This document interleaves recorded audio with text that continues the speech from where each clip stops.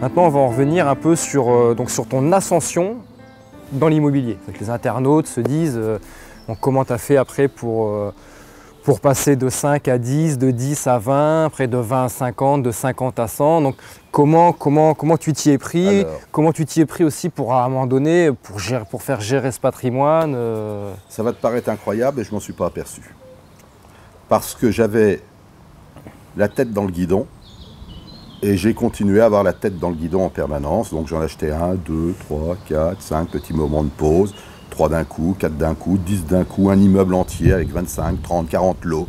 Et je m'en apercevais pas. Mon seul souci, c'était d'avoir le prêt immobilier. D'accord. Mais l'internaute, là, il se dit, t'en as acheté 3, un immeuble, 10, 15. Et comment justement tu faisais par rapport aux organismes bancaires pour avoir ces prêts? C'est hyper simple. Tout le truc réside dans la constitution du dossier. D'accord. Il faut, quand un banquier lit un dossier de prêt, qu'il puisse en 5 minutes visualiser l'ensemble du dossier pour avoir une intime conviction et donner un avis qui sera oui ou non, mais surtout pas peut-être. Parce qu'il faut qu'on sache où on va. D'accord. Il faut changer de banque. Et le but n'est pas de présenter à une seule banque, c'est de présenter à plusieurs banques. Naturellement, quand je présentais à une banque, elle me disait oui, et une autre me disait oui, je savais que j'avais une deuxième banque avec une réserve. Comme le taux m'apportait peu, prendre d'abord, réfléchir ensuite. Oui, oui. J'allais voir la deuxième banque et je disais, écoutez, tout de suite, je fonçais pour retrouver des biens immobiliers, 3, 4, 5, tout de suite, et je présentais à la deuxième banque. T'en présentais combien des biens à peu près par banque? 3 par 3, 5 par 5, ça dépend. Et t'es passé par combien d'organismes bancaires à peu près? À un certain moment, j'en avais une quinzaine. 15 organismes bancaires? Donc tu les as tous fait, quoi? Non. Non? Il y en a au moins 90. D'accord. Il y a des réserves. Parce qu'en fait, ça marchait parce que le crédit, admettons, à prendre l'exemple du Crédit Agricole, le Crédit Agricole de tel département n'était pas le même de... Ah mais de toute façon, le Crédit Agricole ou la Caisse d'épargne de tel département n'est pas du tout le même et les délégations de pouvoir des directeurs de banque ne sont pas croisées du tout, chacun décide ce qu'il veut, voilà. En règle générale, si votre dossier tient la route, la banque l'accepte. Oui. Donc ça, c'était, on va dire, l'avantage, c'est peut-être l'un des seuls avantages que tu avais à ton époque par rapport à aujourd'hui, où en fait aujourd'hui, d'un département à une autre, tu me coupes si peut-être que je me trompe, d'une banque à une autre, d'un département, là ils se croisent maintenant au jour d'aujourd'hui. Non, pas du tout. Pas du tout. Pas du tout. Un Crédit Agricole du 28 ne communique pas avec le Crédit Agricole du 26. Non. Si vous restez dans les délégations du directeur de banque, pas du tout. Donc c'est ça le but, c'est de rester dans la délégation, il faut savoir. Une délégation, en principe, c'est entre 200 000 et 300 000 euros. D'accord. Donc moi, ça va. Avant que ça monte au siège et... Voilà. D'accord. Et là, mais pareil, si ça monte au siège, si votre dossier est précis, avec une lecture précise, il n'y a pas de problème, il sera accepté. Le directeur d'agence comprend d'un premier coup d'œil. Lui donne un accord, positif ou négatif. D'accord. Si ça monte au siège, c'est qu'il est déjà positif. Sinon, il vous dit non tout de suite. D'accord. Donc, il ne faut pas vous inquiéter si le dossier monte au siège. C'est positif. Ça veut dire qu'il a été étudié, qu'il y a déjà un premier accord. C'est encourageant. D'accord. Il me semble. Ah oui, tout à fait, non, bien sûr. Bien sûr, mais après c'est pas... Donc, pour monter en gamme, c'est sûr qu'il y avait la recherche des biens immobiliers et tout de suite la constitution des dossiers, signer les compromis immédiatement et le lendemain matin, aller voir les banques tout de suite pour les courtiser. C'est une obligation. D'accord. Donc tu as fait ça, donc tu y allais par 3, par 5 sans biens, arrêt. sans arrêt, jusqu'à 15 banques, tu as eu jusqu'à 15 banques. Et mais c'est pas fini. Parce que le fait de faire ça, de faire un dossier, il faut aussi prévoir entre-temps un devis travaux. Parce que quand vous allez présenter, quand tu vas, présenter le dossier à ta banque, tu le présentes avec un devis travaux, tu vas voir le notaire avant, tu lui demandes combien vont être les frais de notaire pour l'inclure à l'intérieur. Tu n'oublies pas d'avoir les mandats de recherche, les mandats de vente, les mandats au moins de recherche de l'agent immobilier pour l'inclure dans ton prêt. Il y a quand même tout un système à mettre en place en quelques jours et très rapide. Vu l'importance de se lever tôt, pour être à l'heure, tout de suite à l'ouverture de la banque, embêter personne et repartir avec son dossier. D'accord. Donc là, voilà, on va dire le deuxième point, donc tes recherches de biens, le conseil que tu pourrais donner aux internautes qui sont bloqués, qui n'arrivent pas à continuer d'investir, ce serait de démultiplier vos investissements. Si vous êtes bloqué avec votre premier organisme, enfin, votre organisme principal, c'est de démultiplier les dossiers dans d'autres départements, dans d'autres régions. D'autres banques qui soient capables de financer le bien. Et si le bien est clean, il n'y a pas de raison. Il n'y a vraiment pas de raison. D'accord, donc voilà, donc un conseil aussi, bon, c'est ce que j'ai appliqué. Moi je suis confiant, tout le temps. Et puis de toute façon, vous n'avez rien à perdre à présenter 10 dossiers sur 10 banques. Il faut qu'il y en ait un seul qui soit accepté. Ça suffit. Tout à fait.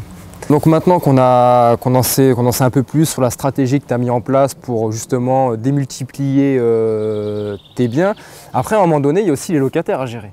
Alors, comment tu t'y es pris pour, on a 5 appartements, 10, bon ça 10, 15, bon ça peut gérer encore à un moment donné, mais toi il faut que tu es continuellement dans l'investissement, tu as les travaux, et comment tu gères tes locataires? Parce qu'il c'est vrai qu'il y a un point qui est très important, que j'arrête pas de répéter, c'est déléguer, savoir déléguer pour pouvoir continuer d'avancer. Alors comment tu t'y es pris toi? Alors moi je ne suis pas parti sur la base de la délégation. Je suis parti sur la base de la force de travail. D'accord. Je l'ai fait moi-même. Pourquoi? Ce qui t'a permis d'apprendre. Donc, c'était facile à l'époque. C'était facile, c'est un bien grand mot. J'allais dans la librairie Tissot, j'allais chercher moi-même mes quittances préétablies, avec qu'à les remplir à la main, mes contrats de location, mes états de lieu, mon récapitulatif de charges récupérables, et je faisais moi-même mes contrats de location avec les locataires que je recevais, et je faisais moi-même mes quittances. Et ce, jusqu'à ce que j'ai à peu près 50-60 appartements. Jusqu'à 50-60 appartements, c'est toi qui faisais tous les états d'entrée, états des lieux, de sortie. Quelqu'un qui achète aujourd'hui, qui en a 7, 8 ou 10, il peut le faire, c'est facile. Surtout avec Internet, il y a des programmes tout faits à l'avance. Ah oui, mais on a tout aujourd'hui, ça par rapport à toute la logistique, à tout l'administratif. Et moi, sans avoir tout, je le faisais moi-même. Bon, naturellement, ça demande du travail. Quand vous écrivez vous-même une quittance, ça met 5 minutes à peu près, avec l'enveloppe, le timbre. Mais moi, j'étais organisé comme Internet, quelque part. J'avais mes enveloppes prêtes d'avance, avec l'adresse, le nom, le timbre était déjà mis. Il n'y avait plus qu'à mettre la quittance dedans. C'est tout. Et les contrats de location, les états de lieu, etc. Et ainsi que le suivi des encaissements de loyer. À regarder mon compte en banque, parce que j'avais opté par... Tes comptes en banque? Mes comptes en banque. Mais surtout, j'avais fait tout recentraliser sur un seul pour une facilité fiscale également. Et j'avais qu'à contrôler les rentrées. Si ça ne rentrait pas, téléphoner immédiatement au locataire. Le 6 du mois, monsieur, je n'ai pas reçu votre chèque, peut-être qu'il y a un retard de la poste. Est-ce que vous pouvez m'éclairer ou me donner le justificatif comme quoi vous l'avez bien envoyé? Merci. Et j'allais moi-même frapper aux portes. En cas d'impayé, en cas de litige. Pour leur expliquer que j'étais pas une banque. Surtout que moi, j'avais besoin de cet argent-là pour rembourser la banque. Prêts. Voilà, bon, c'est vrai qu'il y a toujours des retards dans les loyers, qu'il y a quelquefois des locataires indélicats qui ne payent pas. Mais là, je prenais un arrangement avec eux, je préférais leur laisser même le dépôt de garantie qui déménage. Et là, à cette époque-là, tu es toujours gardien de parking ou tu as tout arrêté pour te consacrer à 100% à ton parc immobilier? Là, j'ai tout arrêté, c'est fait. D'accord. Oui, c'est fini. Parce que mes revenus sont devenus équivalents à celui de gardien de parking. Tu as réussi à dégager suffisamment de peut-être 100 € de cash flow sur... 100 € que je gagnais comme gardien de parking, je les ai aujourd'hui. D'accord. À ce moment-là. Donc j'ai décidé d'arrêter le métier de gardien de parking pour pouvoir plus me concentrer sur l'immobilier puis prendre enfin des vacances. Oui. Et oui. Mais qui dit prendre des vacances, comment tu continues justement à gérer tout ton patrimoine? À ce moment-là, j'ai prospecté un autre mode de prospection pour trouver un gestionnaire qui puisse faire le boulot que je faisais. D'accord. Ça n'a pas été facile. J'ai changé 2-3 fois de gestionnaire. Et tu allais chercher comment, des petites annonces Non, je l'ai frappé aux portes des centres de gestion immobilière. D'accord. Et voir qu'est-ce qu'ils faisaient, qu'est-ce qu'ils me proposaient, quel service, quel tarif. Moi, ce qui m'intéressait, c'est que la gestion immobilière soit à 100%. C'est-à-dire qu'ils mettent le locataire en place, qu'ils fassent les contrats de location à l'état des lieux, le quitancement, qui l'aident à la déclaration fiscale également et qui mettent en place, quand il y avait des travaux avec des entreprises, les devis, etc. Tout simplement qu'ils fassent la décision. Ce que toi tu faisais à 100%. Qui prennent la décision pour moi, de façon à me libérer. Alors c'est sûr que ça vous coûte plus cher, mais je deviens libre. Libre pour investir dans d'autres choses, pour continuer de grandir. J'ai travaillé aussi pour ça. Je n'ai pas travaillé que pour faire de l'argent, non. J'ai travaillé aussi pour vivre. Librement, et je pense l'avoir bien mérité, parce que j'ai travaillé beaucoup. Ah oui, amplement, Donc, amplement. C'est la moindre des choses de partir un peu en vacances maintenant, c'était l'heure. Donc à partir de ce moment-là, oui. Et là, j'ai même fait un palier pendant plusieurs années où j'ai arrêté complètement d'investir, avant de repartir d'une manière beaucoup plus importante, quand j'étais bien reposé. Et... Tu t'as arrêté quoi? Une grosse pause, c'est quoi? C'est 3, 4, 5, 3 ans? 3 ans. Donc 3 ans, tes biens se sont amortis. 3 ans et demi, ils se sont amortis. J'en ai vendu quelques-uns au bout de 3 ans et demi pour avoir du cash flow et de l'argent disponible. Car je pars d'un principe, mieux vaut faire un pas en arrière et 3 en avant que rien du tout. Oui, ces ventes t'ont permis d'avoir une trésorerie beaucoup plus importante. C'est qu'il y a beaucoup de gens que j'ai rencontrés, ils ne veulent pas vendre leur bien, dire ah ben c'est mon bien, c'est mon bébé, je veux le garder, je veux le garder. Non, non, non, non. Il faut en vendre un de temps en temps pour pouvoir avancer. Sinon, vous restez stationnaire. Ouais, très important, donc très important ce que tu dis, voilà, vendre pour faire un pas en arrière, pour pouvoir en faire 3 de plus. C'est tout simplement ce que j'ai fait moi à mon niveau à moi quand j'en ai acheté 14 et que j'étais bloqué par mon épargne. Moi j'en ai vendu 3 pour 5 mois après, m'en racheter 14 via 4 immeubles, 4 petits immeubles du côté de Béziers et Perpignan. Et ces 3 pas en arrière m'ont permis d'en faire 14 en avant. Absolument. L'erreur, c'est d'avoir des états d'âme. L'immobilier, c'est un dossier technique. Ce sont les chiffres qui parlent. Celui qui dégage le plus de bénéfices, il faut le vendre tout de suite, de façon à avoir l'argent pour racheter davantage. Tout à fait, c'est ce que j'avais appliqué aussi. Moi j'ai vendu l'appartement qui était le plus amorti, celui qui m'aurait rapporté le plus d'argent pour avoir une trésorerie le plus importante possible et pour pouvoir continuer d'investir. Donc là on en est à peu près à 50, 60, donc là tu commences à tout déléguer. Bon, les 2-3 premiers ça te convient pas. Alors pourquoi ça te convient pas? Parce qu'ils n'arrivent pas à faire ton travail, ils n'arrivent pas à gérer ce que tu aurais... Oui, c'est ça. Tout simplement. Il y a des erreurs. Il y en a un par exemple qui devait prendre une assurance loyer impayé, il ne l'a pas prise. J'ai eu des impayés, je n'ai pas été assuré. Donc celui-ci je suis allé le voir, je lui ai dit monsieur on arrête tout. Je n'avais pas été capable d'assurer la mission. Donc je change de gestionnaire. Et c'est à partir du 50e que tu tombes sur Patrick? Alors, beaucoup plus tard. Beaucoup plus tard. Sur lequel je fais la connaissance de Patrick, qui était donc huissier de justice. Donc là on parle de Patrick Carpenter. Et qui venait aussi de vendre sa charge pour avancer différemment dans la vie. Et en discutant, il me dit, bon moi pour l'instant, j'aimerais bien reprendre une activité, mais je ne sais pas encore. Je lui ai dit, écoutez, venez avec moi, venez m'aider et vous aurez une activité qui va ressembler un petit peu à celle que vous faisiez, sauf que là, vous n'allez pas aller chercher de l'argent chez des gens, ça va être tout à fait le contraire, vous allez même les aider à emménager, à suivre un dossier, etc. D'accord, donc ça parce que j'ai préféré prendre Patrick qui avait la finesse de pouvoir choisir les bons locataires. Il y a beaucoup de locataires qui se présentent. Et de cette manière-là, il pouvait donc lui donner le dossier à l'assurance loyer impayé, qui refusait ou qui acceptait le locataire, parce que je n'ai jamais pris de décision nous-mêmes sur le choix du locataire. Moi, ce que j'ai toujours exigé, c'est de rester très clair dans le système. Vous avez des gens de toute nationalité qui prétendent être locataires, de toute couleur également, de toute situation. Moi, je ne prends pas la décision. Je ramasse tous les dossiers, je monte le dossier et je le donne à l'assurance loyer impayé qui, elle, prend la décision de choisir le locataire. D'accord. Je me dégage de toute responsabilité de ce côté-là et Patrick le faisait très bien. Donc, il faisait les visites, choisissait, prenait les dossiers, donnait à l'assurance impayé qui choisissait le locataire. Voilà, tout simplement. D'accord, c'est la grosse qualité de Patrick, la gestion de... Et le suivi derrière, avec justement l'agence qui gère, le suivi des travaux aussi. Voilà, c'est un collaborateur qui est fidèle. D'accord. Donc là, on en a 50, 60, donc tu délègues tout, tu commences à revendre pour faire pour continuer d'avancer. Ta trésorerie augmente de plus en plus, donc tes dossiers aussi sont de plus en plus positifs, enfin en tout cas alléchants. Là, je peux acheter des immeubles.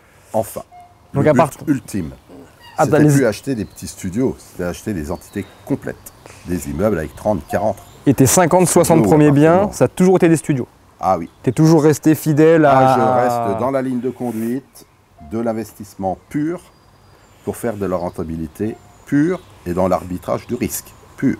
C'est vrai que c'est un état d'esprit que j'avais retrouvé chez toi la première fois quand je t'avais découvert à France 2 sur complément d'enquête. Oui. Et c'est là que j'avais découvert ton état d'esprit qui m'avait frappé. C'est quand on te voit, t'es à Hong Kong, il me semble. À Bangkok. À Bangkok, pardon. Tu es à Bangkok, tu es sur un super plateau avec une vue imprenable. Le rêve absolu. 600 mètres carrés d'appartement, 200 mètres de haut. On était le roi de Bangkok, avec une vue époustouflante dans un des immeubles les plus prestigieux de Bangkok, pour même pas 1 million d'euros, c'est vraiment pas cher quoi. Et moi je me dis, je te vois, je me dis, bon, ça y est, là il va acheter, encore une super affaire. Mais c'est là où vraiment je découvre ton état d'esprit à te dire non, moi j'ai une ligne de conduite, je fais ce que je sais faire, et ce que je sais faire ça se trouve à Paris et les petites surfaces. Et ça j'ai adoré. Eh bien oui, mais J'ai c'est adoré une règle. Parce que j'ai toujours gardé ce même état d'esprit, moi j'ai toujours fait des petites surfaces jusqu'à aujourd'hui. Voilà, comme Gilles aussi à un moment donné, quand je suis passé à mon deuxième palier, c'est ça qui m'a ouvert les yeux, je suis passé aussi aux immeubles de rapport. Et pareil, moi avec des immeubles de rapport, mais toujours des studios dans des immeubles de rapport.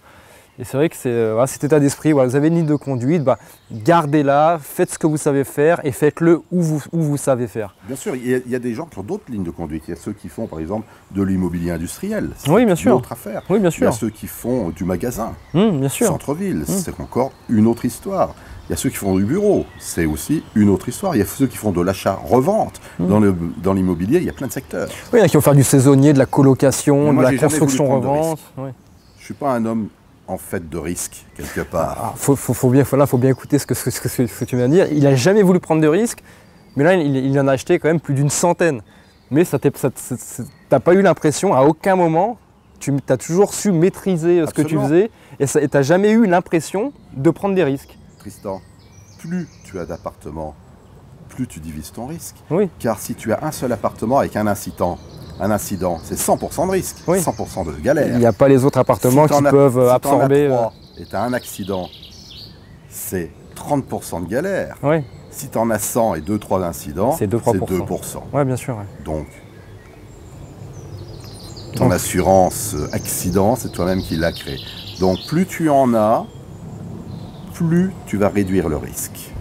Voilà, écoutez bien ça, c'est très très important. Donc, ça m'a motivé. Parce que c'est vrai, quand on arrive déjà à une centaine, on se dit waouh, ça commence à faire, mais il peut aussi y arriver des choses. Donc si on en a 100, 200, 300, il y a encore moins d'accidents au final. Il y en a, mais je veux dire, ils sont complètement absorbés par le reste. D'accord. Ouais. Et après, donc ta gestion, elle est... Aujourd'hui, il faudrait qu'il y ait une bombe qui tombe sur Paris, en fait, pour que je sois ruiné. Ouais. Voilà. Donc, c'est pas compliqué. Voilà. Mais là, t'embarquerais les assurances avec toi. Là. Mais j'en recommence. Oui, c'est ça. C'est pas ça. Bon, j'en reviendrai un peu. Recommencerai ailleurs. Mais c'est ça qui est fantastique. Je suis vivant, naturellement. Tu as 61 ans et au jour d'aujourd'hui, ce sera à refaire. Et tu m'as dit plus d'une fois, et je t'ai entendu le dire même pendant le reportage, ce sera à refaire aujourd'hui, tu serais capable de le refaire. Pourquoi je ne serais pas capable? Oui. Parce que j'ai toujours le même état d'esprit et je fonctionne toujours de la même manière. Et tu as les connaissances, tu as tout ce qu'il faut. Donc je ne veux pas changer mon fonctionnement parce que pour moi c'est un fonctionnement gagnant. Pourquoi aller chercher une solution perdante alors que j'ai une solution gagnante? Tout à fait, oui. Non. Je reste dans ce que je sais faire. Surtout c'est ça le truc.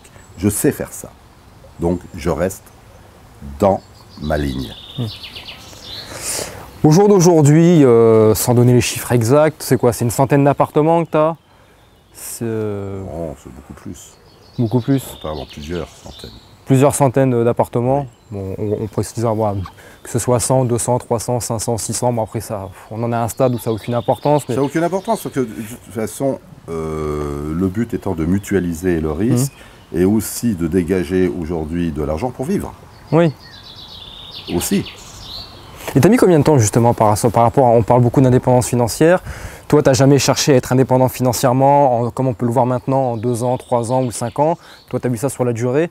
Et à partir de quand tu as réellement pu souffler de tes investissements, à être épanoui On va dire que ça fait à peu près une dizaine d'années que je lève un peu le pied. Voilà, 45-50 ans. Voilà, vers t'as mis 10-15 ans. 48-50 ans. Voilà. J'ai levé le pied, j'ai commencé à voyager dans le monde entier. Voilà, 10-15 ans, tu as vraiment ta voyage de 4 à 6 mois par an, je ne suis pas en France, je me balade partout, voilà.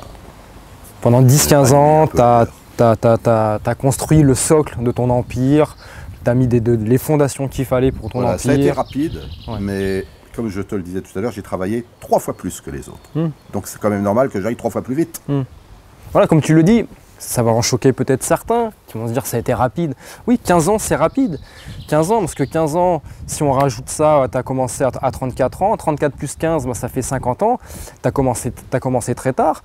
Mais à 50 ans, bah, grâce à l'immobilier, tu as gagné déjà 15 ans sur ta retraite. Aujourd'hui, une retraite dans le salariat, c'est 65 ans. Toi, tu as pu la prendre, l'immobilier t'a fait gagner 15 ans.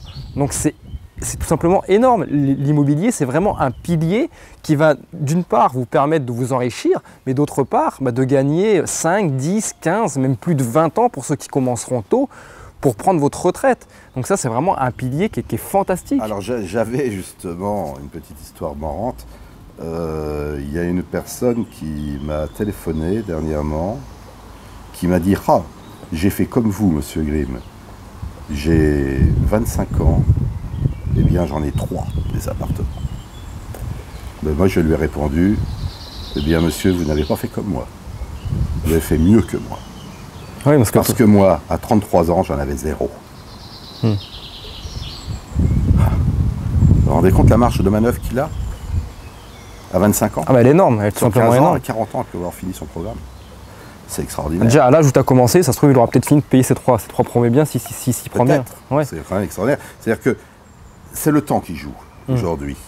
Et donc, plus on commencera jeune, plus on terminera jeune, ou plus on avancera. Le but étant de bien vivre à un certain moment, étant de pouvoir s'offrir un peu ce qu'on veut, de vivre, tout simplement. Il y a une question importante que je voulais te poser, et je ne voulais pas l'oublier, celle-là. Au jour d'aujourd'hui, nous, on a Internet. Donc on a des formations, il y a des formations, des conférences en immobilier, des séminaires en immobilier. Aujourd'hui, on a la main sur tout. Nous qui investissons à notre époque, on a tout. Et surtout, on a des modèles.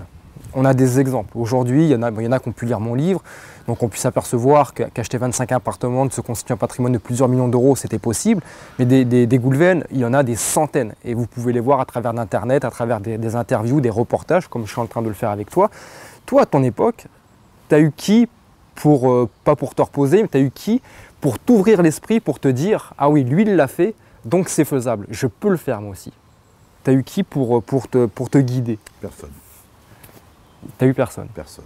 T'as eu juste toi et ta volonté? Moi-même, j'avais perçu qu'il y avait une possibilité dès le début, donc j'ai foncé. Voilà, ça c'est vraiment fantastique, le fait d'avoir personne. Faut pas oublier que dans les sapeurs-pompiers de Paris, comme je te le disais, on travaillait, tu te rappelles, énormément. Oui. Toute la journée, et en plus on faisait 3 à 4 heures de sport par jour, avec sac à dos, avec des pierres 15 kilos, ça c'est tous les jours aussi à midi. Ouais. Toujours être en forme, toujours avoir l'objectif, et toujours y rester surtout. C'est ce que j'ai fait, tout simplement. D'accord. Si je vais au bout des choses, si je ne tente pas et que je ne vais pas au bout des choses, je ne verrai jamais le résultat.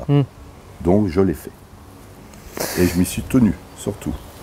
Non, je pense que là, on a fait le tour de ton état d'esprit, de ta réussite, tout ça. Alors il y en a beaucoup, voilà, c'est sûr que ça va retomber en question, en commentaire, il y en a beaucoup qui vont dire, mais oui, mais Gilles, lui, il a investi à la bonne époque, dans les années 90, l'immobilier était beaucoup moins cher qu'aujourd'hui, il n'y avait pas d'organisme de caution, il n'y avait pas tous ces facteurs-là, mais n'oubliez pas que Gilles, il n'avait pas, comme il l'a dit tout à l'heure, il n'y avait pas Internet, il n'y avait pas de téléphone. Et vraiment une chose sur laquelle je veux appuyer, et Gilles va me reprendre là-dessus parce qu'il le fait beaucoup mieux que moi, c'est des obstacles. Il y en aura plein des obstacles. Et ayez cette faculté, cet état d'esprit à vous dire, à vous refuser toute excuse, à vous dire là il y a un obstacle, c'est pas grave, je vais le contourner et je vais trouver des solutions.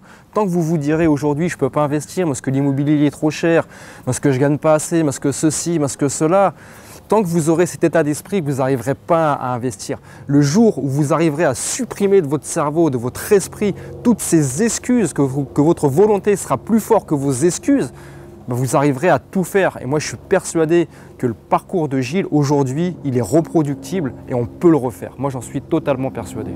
Pour répondre à ta question, numéro 1, tu parlais des prix. Ok. Mais à l'époque, on achetait genre l'équivalent de 30, 40, 50 000 euros avec des taux de 6-7%. Ouais. Aujourd'hui, on achète le double avec des taux divisés par 6. Ça fait qu'on le paye 3 fois moins cher. Oui, bien sûr, bien sûr. Le bien. Mais aujourd'hui, le modèle est complètement reproductible, mais avec encore une plus forte potentialité de réussite et de bénéfice. 3 fois plus. Oh, tout à fait jouable. Moi, j'en suis entièrement convaincu. Est-ce que tu te rends compte que quelqu'un qui prend un prêt in fine de 100 000 euros sur 1% rembourse 80 euros par mois pour louer un bien à 500? Mais attends, c'est fantastique. L'arbitrage et la sécurité, elle est dès le premier lot.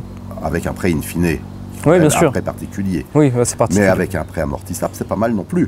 Si on arrive à le prendre sur 25 ou 30 ans quand on est jeune, ça pose aucun problème. Mais tu le rembourses 2 fois rien également. Et pareil par rapport aux banques, tu avais aussi une stratégie, toi c'était faire un report de mensualité. Alors ça c'est une autre histoire, c'était quelque chose qui est totalement, c'est une combine que j'avais trouvée à titre personnel, où j'allais systématiquement voir les banques et je leur demandais une franchise totale d'1 an pour avoir donc les loyers sur mon compte en banque. Donc de la trésorerie. La trésorerie, au motif que j'avais des travaux à faire. Seulement, quand j'étais en contrat, en promesse de vente, j'allais voir le propriétaire, je lui disais voilà, j'ai une promesse de vente, je vous propose quelque chose. Quand j'aurai l'acceptation du prêt immobilier, oui, je ne vais pas prendre de risque. Est-ce que vous m'autorisez à faire une assurance sur cet appartement comme un locataire et que je puisse entreprendre des travaux? Si je ne l'achète pas, vous aurez un appartement tout neuf pour vous, gratuit. Si je l'achète, ben écoutez, il sera toujours vide le jour de la vente. Mais moi, entre-temps, je faisais donc les travaux, je faisais les visites, j'avais mes dossiers locataires, je signais par exemple le 25 janvier à 7 h du soir, le 26 à 9 h, le locataire rentrait dans l'appartement. Et j'avais 1 an de loyer sur mon compte en banque qui tombait. Quand vous multipliez ça par 2, 3 ou 4 tous les mois, c'est comment se ne pouvez pas un dessin. Comment se constituer une trésorerie. Une trésorerie. Alors par contre, c'est donnant-donnant. La banque, je leur disais ça, c'était la vérité. Et je disais, mais cet argent, je ne vais pas le dépenser. Je vais le placer dans une assurance vie, dans votre banque, pour la sécurité. Comme ça, rien ne peut m'arriver. Et c'est ce que j'ai fait pour pouvoir avoir un petit capital, pour pouvoir avancer et montrer aux banques que j'étais capable, moi aussi, d'économiser. Retenez bien cette astuce, elle est vraiment très très très importante. Comment vous constituer une trésorerie dès le départ et surtout comment avoir la confiance du banquier, comment avoir un bon échange avec lui. C'est primordial, mais ça je ne vais pas tout te dire également, mais, parce que ce serait trop long, mais il y a aussi une technique pour avancer les arguments pour que le banquier l'accepte bien sûr. Également. Dans tous les cas de figure, il faut savoir que si on prend un prêt sur 20 ans, en fait il sera sur 21 ans. Parce que l'année est reportée à la fin. Oui, bien sûr. Ouais. Voilà. Et donc, ce qui est intéressant aussi, c'est de négocier immédiatement les frais de dossier auprès du banquier qui fait encore économiser 500 euros. 4 appartements d'un coup, 2000 euros. Dans la journée, c'est quand même pas mal. Il n'y a pas de petite économie. C'est même beaucoup. Il n'y a pas de petite économie. Je pense qu'on a fait un large tour, parce que la vidéo, ton parcours, on pourrait être encore là jusque demain matin, que tu m'aurais pas encore tout dit. Si vous voulez en savoir plus sur Gilles Grimm, sur ses astuces, parce que des astuces, il en a à dévoiler, son état d'esprit, enfin il a encore énormément de choses à dévoiler. Vous pourrez le retrouver, vous pouvez déjà le retrouver dès maintenant, mais prochainement vous pourrez le retrouver sur ton blog qui va sortir.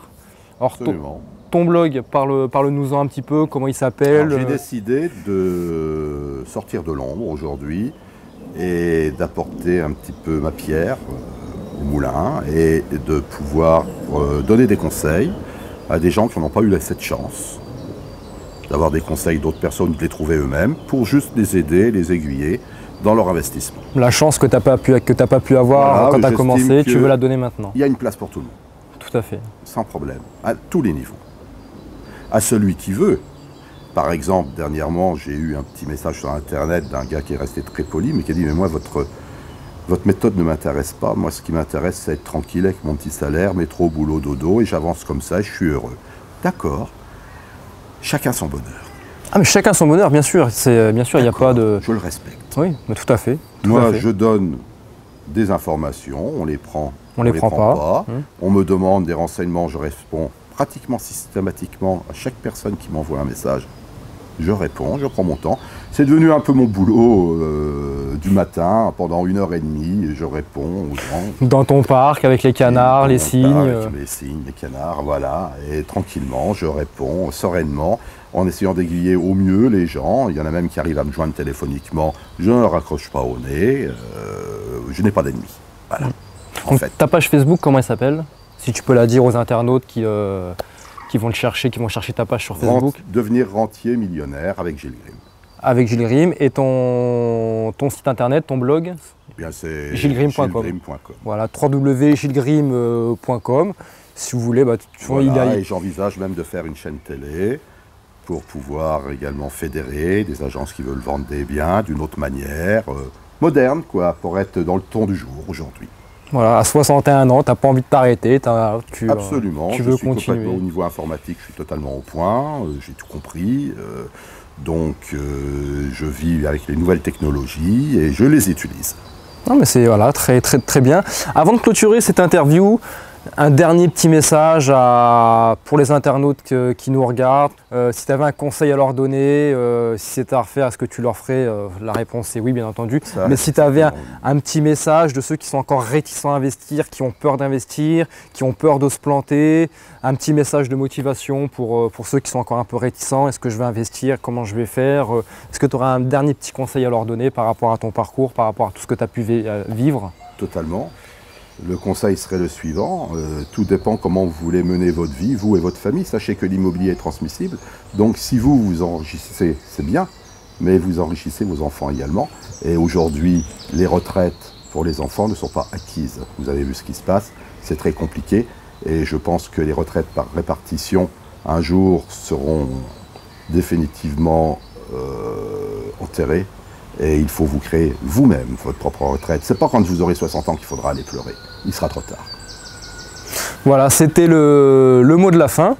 Donc Gilles, merci de m'avoir invité dans ta demeure pour cette interview, pour avoir transmis ton état d'esprit, ta philosophie de vie, toute ta richesse de ton parcours, de ton succès, de tes réussites. Moi j'ai pris un énorme plaisir à t'écouter, à apprendre, parce que j'ai beaucoup appris lors de cette interview. C'est pour ça que moi je me régale d'aller interviewer de multiples personnes qui passent à l'action, parce qu'à chaque interview, j'apprends énormément et ça me fait progresser. Donc moi, pour te remercier, je vais t'offrir mon livre que tu as déjà lu. Ça te permettra via ta page Facebook ou ton blog de le faire gagner à quelqu'un, ou si tu connais quelqu'un qui veut se lancer dans l'immobilier. Donc moi, ça c'est mon histoire, comment je me suis constitué un patrimoine de plusieurs millions d'euros avec un salaire de 1 750 € aux éditions Maxima. Voilà, c'est cadeau. Je sais que tu en feras bon usage. Je te remercie beaucoup. Oui, naturellement, je vais en faire bon usage. Je vais même te dire mieux. Ce livre-là, je vais le relire et ensuite je vais l'offrir également à quelqu'un d'autre qui fera pareil que toi. D'accord, c'est gentil. Absolument. Voilà. Si cette vidéo vous a plu, et je n'en doute pas, n'hésitez pas à la partager, à la liker, à en parler autour de vous, à vraiment un large public, à toutes vos connaissances, justement pour en inspirer d'autres, pour qu'il y en ait d'autres qui sont un peu dans l'hésitation de passer à l'action ou non, de les motiver, de prendre des astuces, parce que là, vous avez pu entendre énormément d'astuces. Qui dit des astuces dit aussi beaucoup d'économies d'argent, beaucoup d'erreurs à ne pas faire. Donc n'hésitez pas à le partager et des interviews sur Gilles. Il y en aura d'autres dans d'autres thématiques. Donc restez connectés, www.businesschallenge.fr et je vous dis à très vite. À bientôt, bye bye. Au revoir.